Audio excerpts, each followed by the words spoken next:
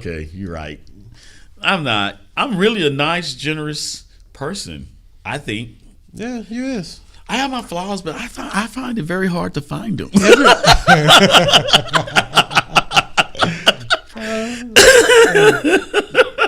Hey, you gotta have confidence. If you don't have confidence in yourself, who will? Right. That's what I say. That's a F.E. Ferguson quote, pimping.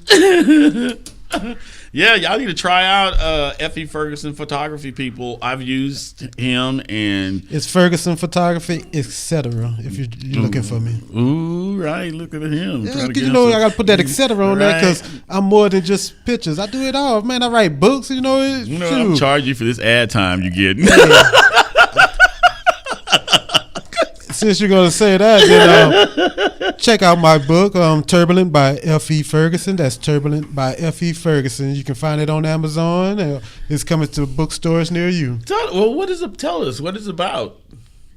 All right, Turbulent is a mystery, detective story, and I started writing it because, all kind of things was happening and it wasn't going right. You know what I'm saying? From what I seen, I wanted to do, then it wasn't being, but you know what they say, God has a plan from you that's different than with the plan that you have for yourself. And I never seen myself as being a writer, but he put all the words in my head and I started writing. So when I realized I wanted to write a book, I had to pick a topic that I wanted to write on, right? And from what I seen, they have all these abductions happening everywhere. Women, sisters coming up missing everywhere. And I felt like nobody is talking about it. It's something that just gets swept under the rug. Like, how can all these people be coming up missing? And then sometimes they even missing their body parts. You know what I'm saying? If somebody found, they're missing, then they turn up missing body parts and stuff. So it's something bigger than what people is talking about that's going on. So I wrote this book to try to shed a little light on it. It's not a true story, but it have a lot of real elements to it. And the main character, he's going through his own personal issues. He have a hint of amnesia. You got to read the book to see how this happened. But he comes home and he's forced into helping out on these cold cases of these missing girls that's been kidnapped. So they dig deep, and they end up being connected to his sister who had got kidnapped when he was younger. So y'all read up on that book and see how it turned out. You heard that, Oprah? You better get that on your book club. Hey, and don't forget An Examination of Child Protective Service in Texas by John Paul Scott. Yes, sir. Yeah, because we try to make some pennies around here. I was telling you know how everybody always have them a New Year's resolution? Well, I told everybody that around me, the goal this year is to increase your monthly income by at least $1,000. It's not difficult to do, people. It's not. And it's a start. Yeah, and it's a start. And if you can't, just increase at least $500, because $500 will take care of a new car note if you decide to get a new car or something. But don't do that. If you increasing your funds, don't look for something to instantly spend it on. It just don't make sense. Because what happened is, all right, what you doing to increase those funds go down, right? Something happened like this shutdown. You know what I'm saying? TSA ain't getting paid. If they ball for Christmas, then they can't recover right now. True. And that's tough to not get paid, and you need the money. All your bills gonna still keep coming, right? So don't look for ways to spend money that if you find a way to make it, bank it. Find a way to flip it. But see, that's the thing. Bank it for what? You know what I'm saying? Flip it, make it more. You know money. What I'm saying? But just don't go get caught up in the 48-month car note or something, and and then most of the time people don't even want the car. They always get stuck with cars they don't want. Well, I used to be like that when I was younger. Now I just drive what I want. I like an Alfa Romero, but I know I got a ways to go before I can get one, but I know I'm going to get one because I've never really cared about having a luxury car until I saw that car. Okay. Other than the Mercedes. I like the Mercedes, but now the Alfa Romero that came along. All right. I'm going to have to Google them. I don't know nothing about it. But anyway, as we were saying, we talked about Treacherous Trump. We talked about, we didn't finish about football. Yeah, we didn't finish. Got football. What so else? your team. You're Saints, saying everything yeah. has to go through the Saints. Yep. I'm going for the Chiefs. Yeah, so we're going to see what happens. If the Patriots win, then I'm going for the Saints. Okay. That other team, what is it? The Rams? Yeah, we don't even Rams. need to talk about them. We don't even need to Well, I talk don't about know. them.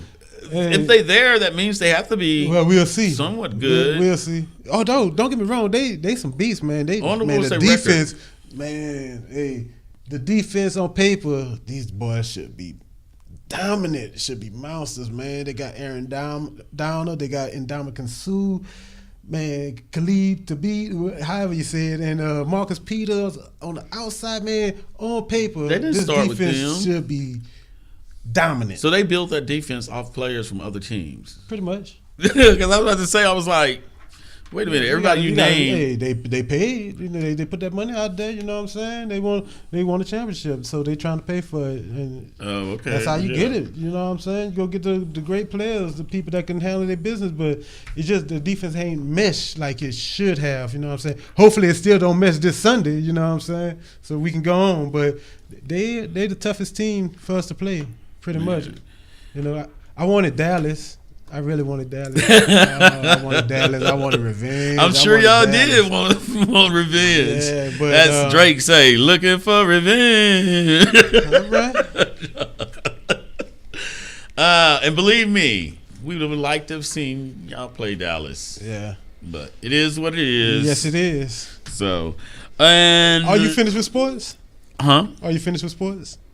Am I finished with sports? Yeah. Well, yeah, because really, we got to see the games. I'm still like I'm in that phase where when your team is out of the playoffs, you you really don't want to be a hater, but you want to keep looking. Yeah, you know what I'm saying? I'm at that phase, so I'm let the people know who you root for. Well, you said everything in Houston. Yeah, so, everything in Houston. The Texans. I like the Texans Astros, though, man. We can still talk about your team. The Dynamo. I go for the Astros. You know, I cheer for all the Houston teams. You know what I'm saying? I'm here. I love them. You know, Harden here. He a beast. This dude is doing some unreal things. You know what I'm saying? The Astros. Hey, my favorite team is the Red Sox, right? And I felt like if whoever won that game was gonna win it all, just like last year, you know. And I cheered for the Houston Astros because I wanted them to win it all. You know what I'm saying? And they got so many great players out there. But anyway, and Deshaun Watson, man, y'all got Deshaun, man. Hey, I think y'all should have still been in the playoff, but y'all need some more things to mesh. You know what I'm saying? Y'all receivers got hurt. Hey, I think y'all gonna be special. Yeah. Hey, they got to get that line, get that offensive line to protect Deshaun, and y'all can be real special. Well, not only that, they got to re-sign Clowney too. It's possible he could be a free agent this year. They probably will re-sign him. I would expect them to re-sign him, but you never know. You know what I'm saying? Defense. I think y'all should re-sign the Honey Badger too. Who? The Honey Badger. Teron Matthew. Oh God. Yeah, the Honey Badger. I think they. baby. The thing I think they need to work on their safeties and corners on that defense. They really do, because Jonathan Joseph, he can only do so much, and he's getting older. But he handled his business. Yeah. So you need a partner on that other side. You need a Robin for that Batman. Well, he's actually the player that they have now. I don't even remember what his name is. I think he's going to be that person. I think they're trying to groom him to replace Jonathan Joseph, because, like I said, the dude's old. It don't matter how old you is if you're still handling your business. I'm not one of them. Well, I'm not one of them dudes that think that just because a man is 30, he can no longer play the sport. Man, well, at 30, man, the man's still a beast. You know what I'm saying? Matter of fact, he more beast than he was. He might have lost. That's what I was about to say. Maybe that's exactly what I was about to say. But what he gained in knowledge and experience is way more than that step. So sometimes you don't need that step because you need to slow down and see what's going on. You got to react, you know? But he's been in the league. That vision. You know what I'm saying? Sometimes you really don't need that step if you got it up there.